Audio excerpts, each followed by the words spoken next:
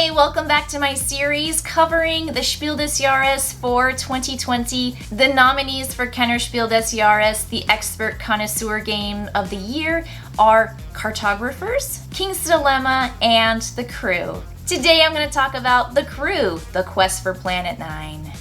If you've already watched and that's how you play The Crew with Barb and the gang, thank you so much. If not, go check out that video. It's really fun and I teach you how to play The Crew. What I want to do here is talk about some of my favorite game mechanisms in The Crew, as well as share some of the insights I have after playing a lot of games.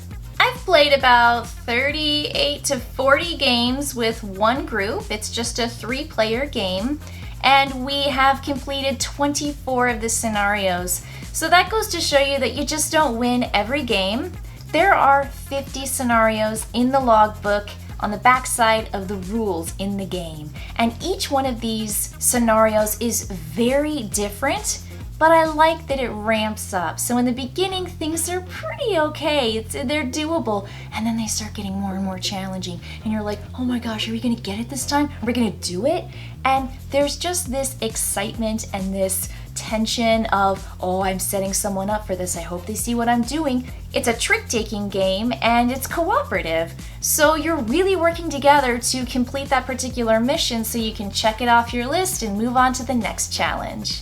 In trick-taking games, players must follow suit. So if the start player places a green card, the next player must play a green card if they have one in their hand. If they don't, they're allowed to play any card they wish. If it's an off-suit color, that means they're sloughing off a card in hopes to win the mission for that round. A player can also play a trump card.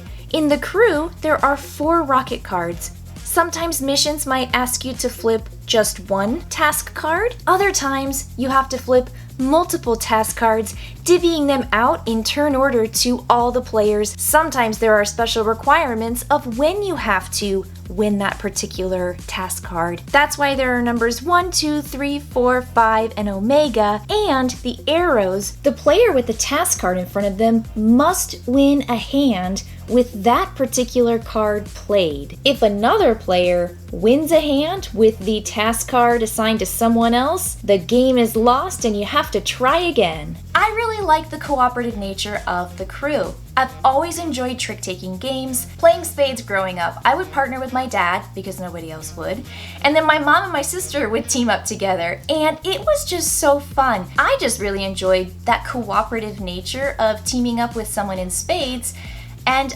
I think that's what The Crew does. You're teammates with everyone, but you sometimes have these communication restrictions because you're not allowed to communicate verbally with each other during the game. The only way you can communicate is through a communications token. And what you do is, in between a trick, you lay down a card from your hand and you put this little token on the top, center, or bottom of the card. If you place it at the top, that means it's the highest card you have of that particular suit. In this case, the suits are colors. If you put it in the center, you say that's the only card I have of that color, and at the bottom means that's the lowest card you have of that suit. That's the way you communicate. Sometimes your communication tokens are kicked out of the game because the logbook says no communications this turn, or delayed communications this turn, meaning you can't do it until a round or 2 into that particular game.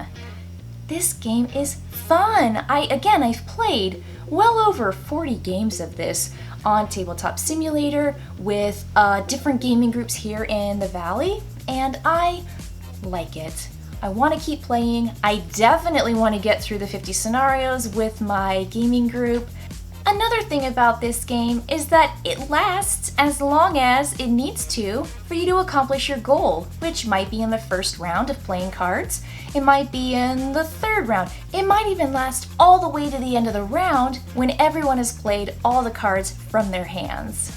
You definitely have to put your thinking cap on for this, and I would recommend really not playing this at the end of the night, because when you get into some of those challenging scenarios, you really have to think hard about what you're doing and how you can accomplish your goal. This is a clean game. There's a lot of shuffling in between turns, but that's okay. You just do it. I think The Crew is a wonderful Game of the Year nominee.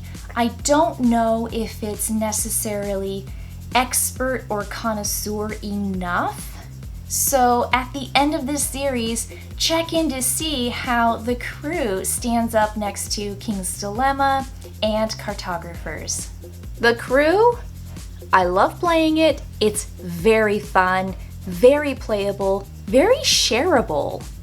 I love it. Thanks for watching, and I hope you enjoy The Crew as much as I do. Coming up next in my video will be the second nominee for the Kennerspiel des Jahres, and that is Cartographers, so stay tuned.